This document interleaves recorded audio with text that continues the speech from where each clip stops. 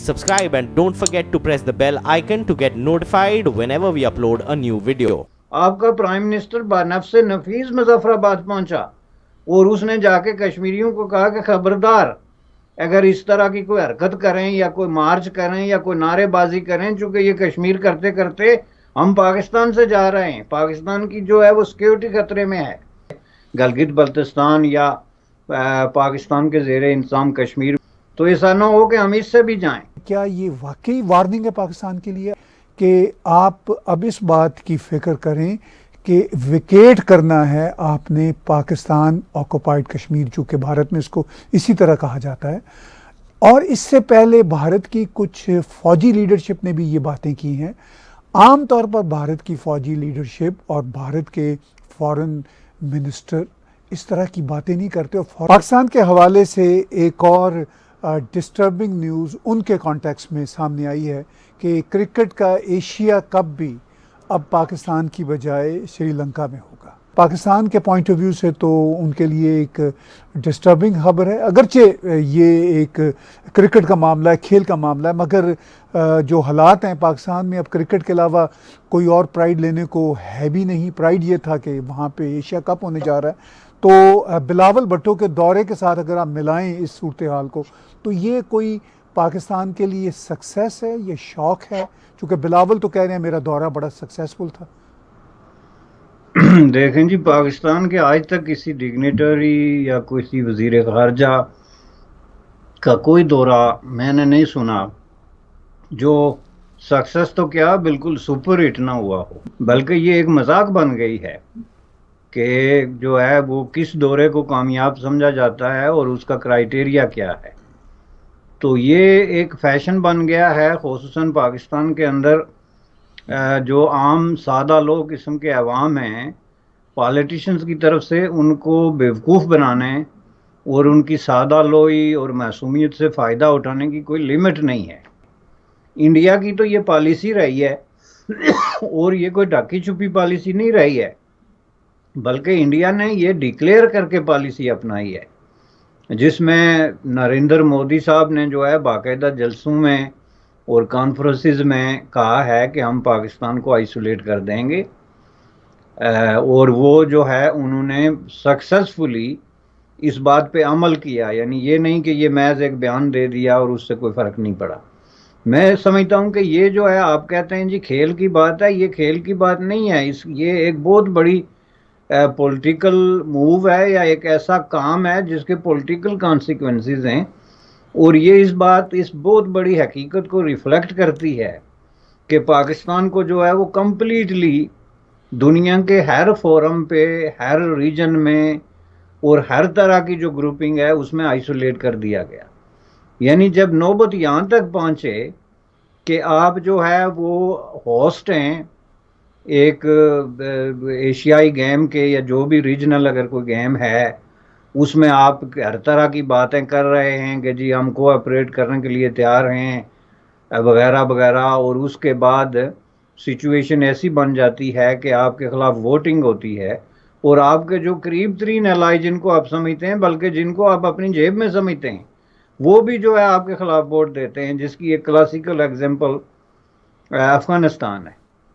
तो इससे आप अंदाज़ा लगा सकते हैं कि इससे ज़्यादा आइसोलेशन और क्या हो सकती है। अब मैं बड़ा इसमें इंटरेस्टेड हूँ कि इसमें जो पाकिस्तान की लीडरशिप है और खुसूसन जो फॉरेन अफेयर्स है और वो जो एक ख़ास किस्म का माइंड सेट है जिसको हर फेलियर में अपनी बहुत बड़ी कामयाबी नज़र आती है। मैं तो अब गौर करना शुरू हो गया हूँ कि या हम लोगों को नहीं पता कि कामयाबी और नाकामी में फ़र्क क्या होता है, या फिर इन लोगों की एक अपनी कोई सीक्रेट और अंडरग्राउंड किस्म की दुनिया है।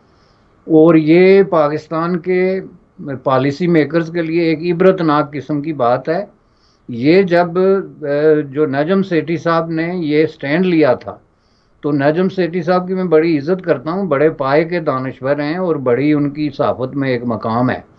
तो मैंने उनको उस वक्त कहा था कि ये इतने ज़बरदस्त आदमी जो हैं, इन्होंने ये क्या स्टैंड ले लिया कि जी इंडिया आता है तो आए, अगर नहीं आता तो हम भी जो है वो वर्ल्ड कप में नहीं जाएंगे। ये मैंने उस वक्त ये सवाल पूछा था कि this is the best interest of India कि आप ये स्टैंड लें ताकि उनको कुछ करना ना पड़े। पॉलिसी उन्होंने बना दी कि आपको आइसोलेट करना है, लेकिन उसके लिए जितना लेग वर्क करना है वो आपके छोड़ दिया उन्होंने। और आप पूरे तरीके से करके अपने आप को घेर घूर के तो ले जाके फिर दीवार से अगर लगाते हैं तो आपकी कोई क्या मदद कर सकता है। सवाल कोई सेठी साहब से ये पूछता कि जनाब आप ना जाएं वर्ल्ड कप में फॉर एग्जांपल, तो इससे इंडिया पे क्या असर पड़ेगा, या किसी और मुल्क पे for that purpose. For example या तो आपके साथ 20-30 मुल्कों का एक जमगाठा हो और वो एहतजाज करें कि no no no we want Pakistan otherwise we are not coming. हालत तो ये है कि अफगानिस्तान जैसा मुल्क भी आपको रिजेक्ट करता है और फेस पे रिजेक्ट करता है, और आप कहते हैं हम इसमें नहीं जाएंगे और उसमें नहीं जाएंगे। अब ये क्रेडिट तो बहरहाल इंडिया को जाता है, चूंकि इंडिया की ये स्टेटेड पॉलिसी है कि we want to isolate Pakistan. पहली बात ये थी कि उसके खिलाफ जो एजिटेशन एक रवायती बात है खुद कश्मीर के अंदर, और कश्मीर जो state of Jammu and Kashmir है उसके मुख्तलिफ जो फार्मर स्टेट है उसके हिस्सों में जो कोई जलसा जुलूस होता रहता है, सबसे पहले ने तो आपने उसको काबू किया जाके। आपका प्राइम मिनिस्टर बानफ़्से नफीस मुजफ्फराबाद पहुंचा और उसने जाके कश्मीरियों को कहा कि खबरदार अगर इस तरह की कोई हरकत करें या कोई मार्च करें या कोई नारेबाजी करें, चूंकि ये कश्मीर करते करते हम पाकिस्तान से जा रहे हैं, पाकिस्तान की जो है वो सिक्योरिटी खतरे में है, तो ऐसा ना हो कि हम इससे भी जाएं। गलगित बल्तिस्तान या पाकिस्तान के ज़ेरे इंतज़ाम कश्मीर, ज़ाहिर है इंडियन फॉरेन मिनिस्टर की तरफ से जो सख्त किस्म का उन्होंने जो पोस्चर इख्तियार किया वो भी इनके लिए एक प्रॉब्लम ज़रूर है। दूसरी तरफ भारत के वज़ीर ख़ारजा जयशंकर जी ने जिस तरह के वाशगाफ लफ्ज़ों में बातचीत की, वो पाकिस्तानी फॉरेन मिनिस्टर तो हैं नहीं कि नपे तुपे अल्फाजों में नहीं बोलेंगे। उन्होंने बहुत ही नपे तुले अल्फाजों में जो दो बातें की, एक तो उन्होंने कहा कि wake up and smell the coffee, और 370 हिस्ट्री है, भूल जाएं। और दूसरी बात उन्होंने ये कही कि आप अब इस बात की फ़िक्र करें कि विकेट करना है आपने पाकिस्तान ऑक्युपाइड कश्मीर, जो कि भारत में इसको इसी तरह कहा जाता है। और इससे पहले भारत की कुछ फ़ौजी लीडरशिप ने भी ये बातें की हैं। आम तौर पर भारत की फ़ौजी लीडरशिप और भारत के फॉरेन मिनिस्टर इस तरह की बातें नहीं करते, और फॉरेन मिनिस्टर भी जयशंकर जैसे जो बहुत ही सीजन डिप्लोमेट रह चुके हैं।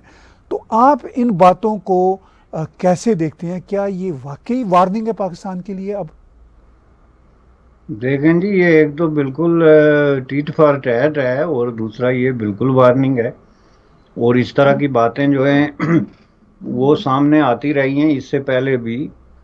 और ये बात आपकी सही है कि अब इशू जो है वो कश्मीर के अंदर 370-35 का नहीं है, ये 5 साल पुरानी बात कर रहे हैं। अब वहाँ पे इशू थोड़े इससे आगे बढ़ चुके हैं, ज़्यादा कॉम्प्लिकेटेड हो चुके हैं। गलगित बल्तिस्तान खुद पाकिस्तान के अपने कॉन्स्टिट्यूशन के मुताबिक और उनके अपने ऐलानात के मुताबिक पाकिस्तान का हिस्सा नहीं है, ना पाकिस्तान की प्रॉपर्टी है।